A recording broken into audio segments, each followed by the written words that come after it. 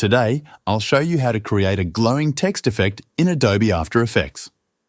This technique is simple and gives your text a polished, professional look. Let's get started. First, make sure you have your project open and a text layer ready in the timeline. Select the text layer to begin. Go to the Effects and Presets panel on the right side of the screen. In the search bar, type Glow. Once you find the glow effect, drag and drop it onto your text layer. Next, go to the Effects Control panel where you'll customize the glow settings. Start by setting the glow colors to Color A and B. Then, click on Color A and choose the color you want for the glow effect.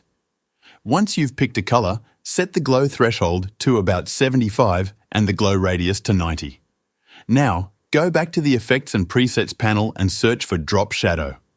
Drag and drop it onto your text layer. In the Effects Control panel, set the drop shadow color to match the glow color you chose earlier. Adjust the softness to 20. To enhance the effect, duplicate the drop shadow.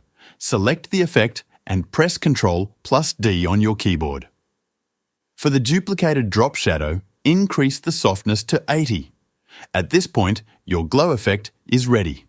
If you want to add a neon-style effect, head back to the Effects and Presets panel and search for Radial Blur.